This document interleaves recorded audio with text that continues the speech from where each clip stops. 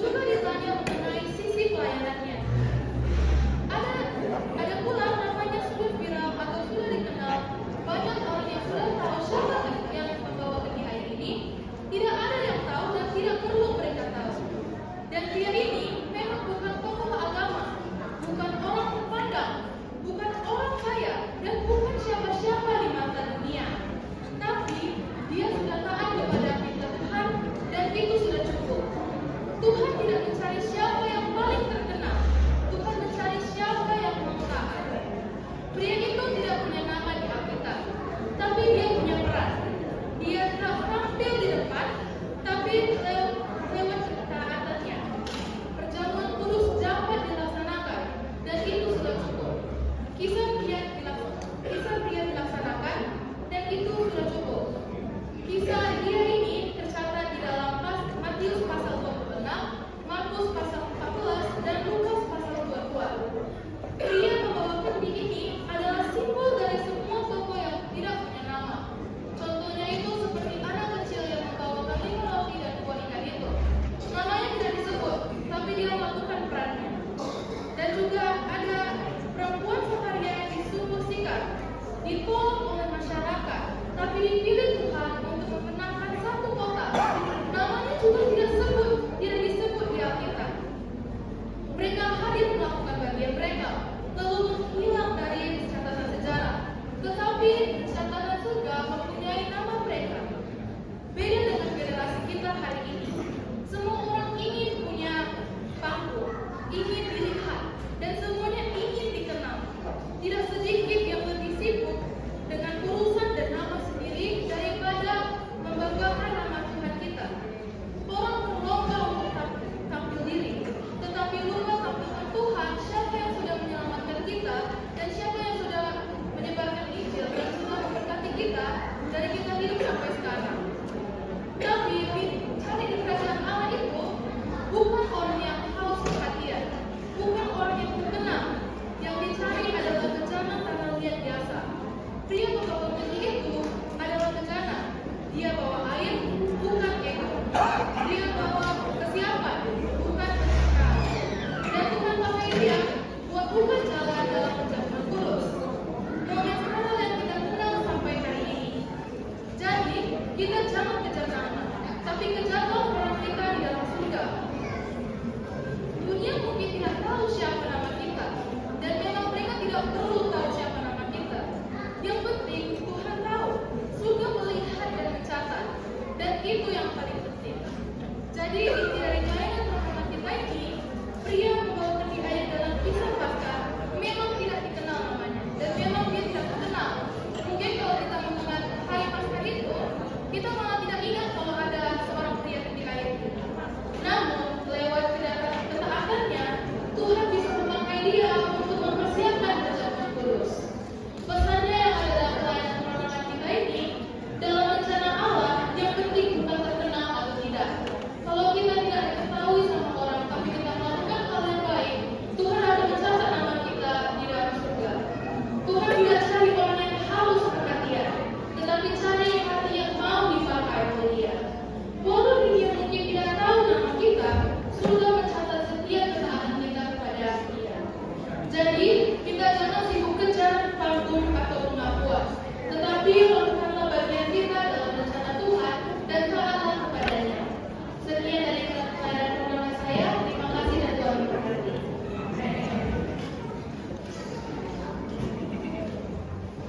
Terima kasih untuk Lilian. Selamat pagi semuanya. Di sini saya akan memberikan sedikit mengenai hipertensi atau yang sering disebut orang tua. Ya. Hipertensi kalau slide berikutnya dong. Secara definisi yang simpel adalah tekanan darah yang tinggi, meningkat. Ya. Berarti jantung kita bekerja terlalu keras untuk memompa darah ke seluruh tubuh kita.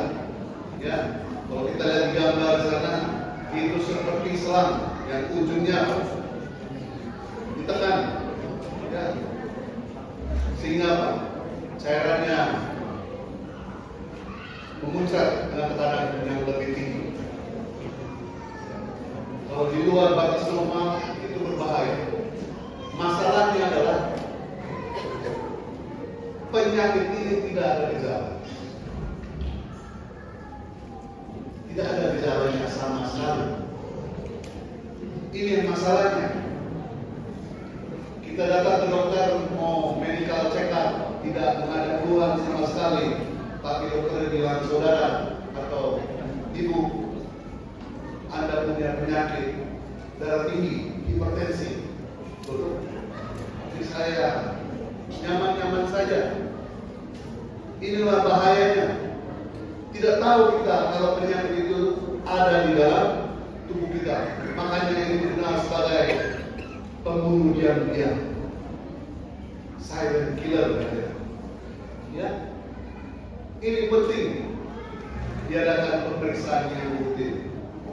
Apalagi kalau kita sudah tahu orang tua kita adalah mempunyai penyakit hipertensi, ya. Siapa yang di sini tahu kalau orang tuanya punya penyakit hipertensi? Ada? Jadi tahu cuma satu orang, 2, 3, 4 orang tua kita. Ya. Kalau orang tua kita mempunyai penyakit hipertensi, ada kemungkinan katanya 90% lebih diturunkan kepada anak-anak. Ya. Dan kalau kita tahu punya orang tua kita tekanan darah tinggi, ya, pastikan mereka juga berobat.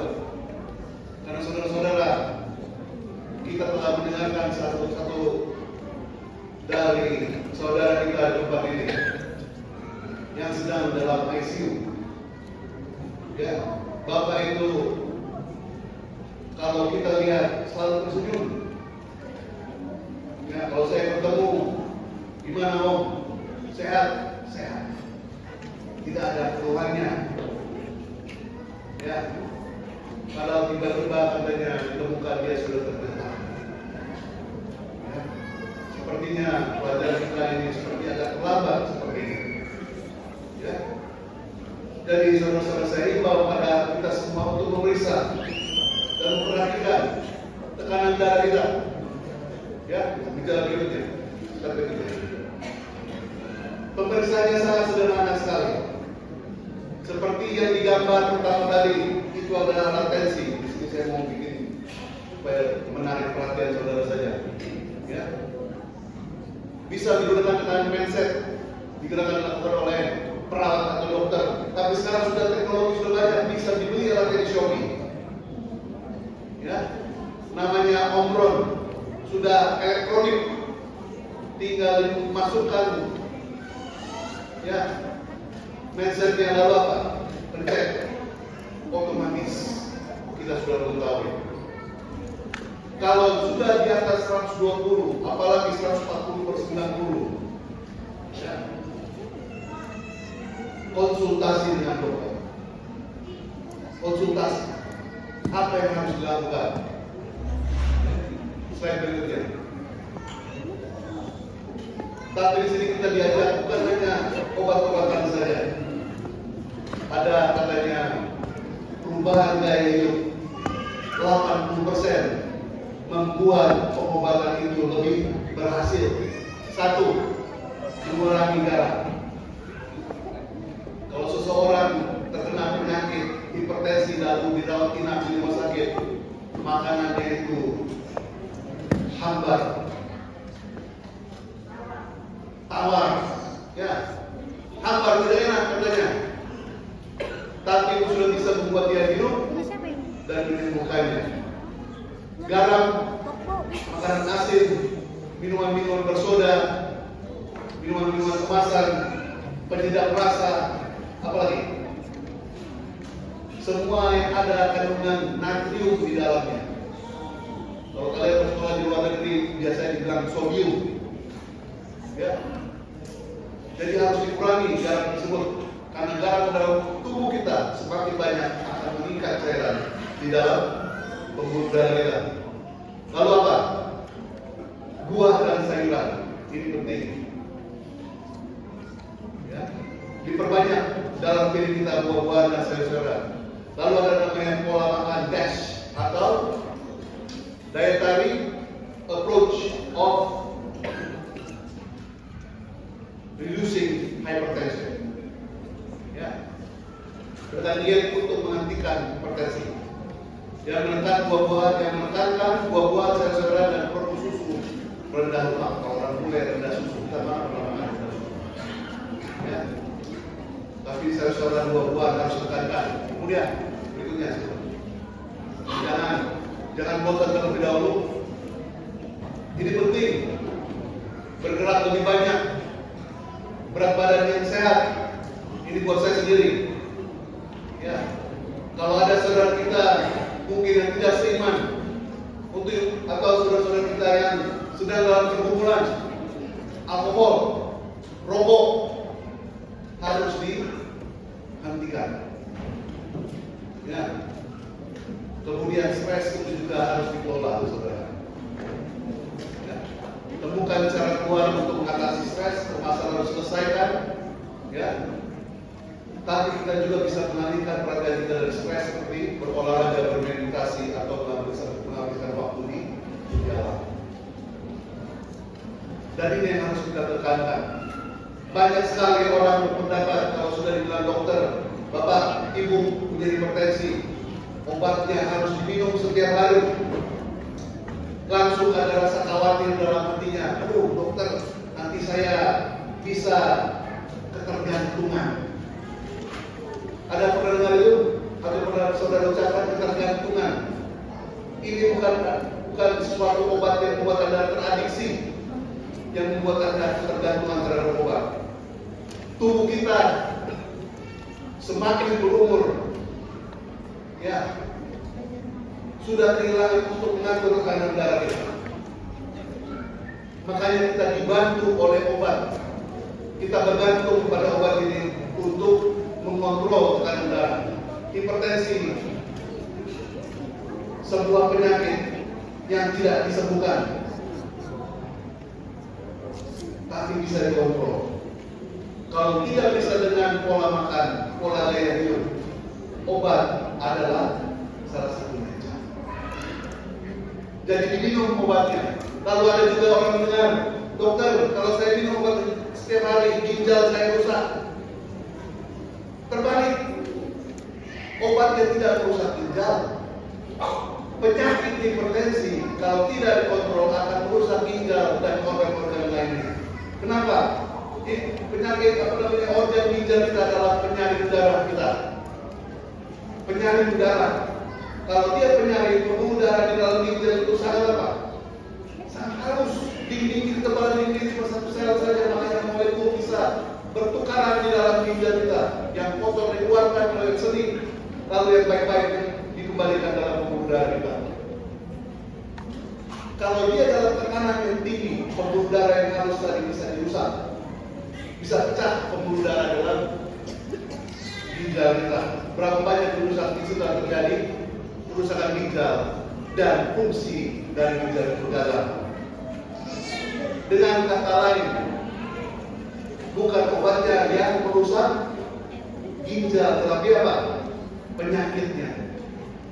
Obat-obatan anti-hipertensi dikenal sebagai nephroprotective atau pelindung ginjal. Ya. Jadi diminum saudara obat yang sudah dipesankan oleh dokter.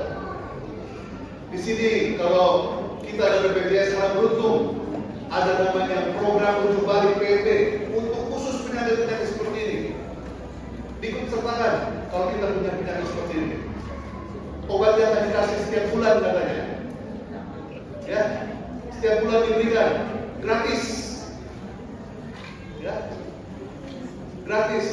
Yang diperlukan hanya kepatuhan kita untuk minum obat secara rutin. Lalu apa? Mengecek tensi kita secara berkala supaya memastikan pengobatan kita berhasil atau tidak. Kalau tidak berhasil seperti agak tinggi, kenapa? Harus kita lihat makanan saya kan, minuman saya kan, masihkah saya minum soda-soda kan, masih perlu banyakkah garam-garaman atau bumbu dapur yang harus kita kurangi dalam pengobatan kita sehari-hari. Itu yang kita lakukan, kita pertimbangkan. Ya, diatur sedemikian rupa karena saudara, penyakit ini adalah penyakit tanpa gejala. Jadi, kalau tidak ada perubahan, tiba-tiba ini bisa menyerang. Kalau ada kecelakaan di otak, namanya stroke. Kalau di jantung, namanya serangan jantung. Sudah tiba-tiba, kalau sudah demikian, kadang-kala bisa fatal. Berikutnya, dan tidak kalah penting di sini adalah apa? Sistem pendukung. Sistem pendukung ini adalah keluarga inti kita, orang-orang yang selalu memiliki kita. Jadi kalau kita tahu ada anggota keluarga kita yang penyakit, seperti penyakit hipertensi atau kolesterol atau penyakit gula, ya ada yang penyakit demikian di sini. Ada orang yang penyakit gula, ya. Kalau ada keluarga kita, anggota keluarga kita dengan penyakit gula, satu rumah harus makan satu jenis nasi, yaitu jenis apa? Paling sedikit jenis nasi merah. Semuanya harus makan. Jangan ada dua rice cooker dalam rumah itu, di mana satu yang sehat makan nasi putih, yang sakit gula makan nasi merah. Saya pasti tahu tidak akan berhasil pengobatannya. Karena apa? Karena jujur.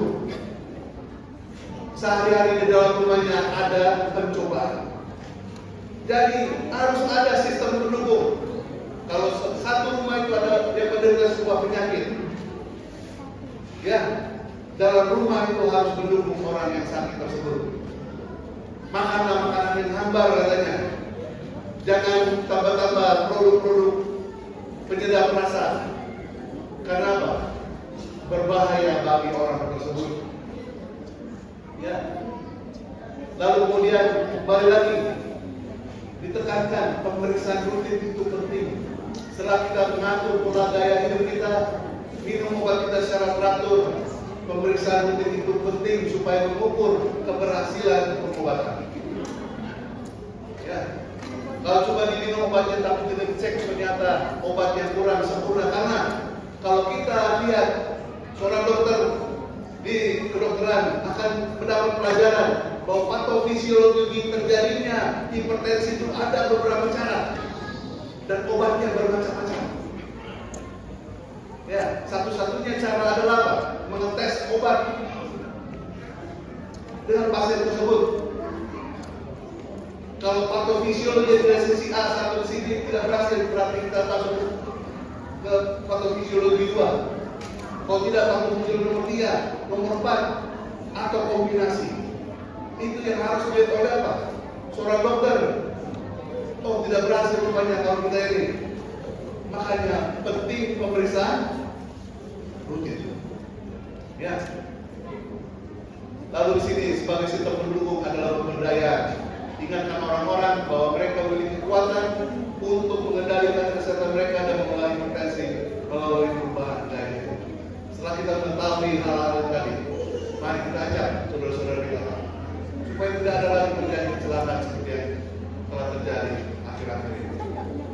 Ya, supaya sehat kita semuanya, bersama-sama nanti kedatangan Tuhan 2 kali dan memuji namanya senantiasa. Tuhan memberkati. Tuhan selalu.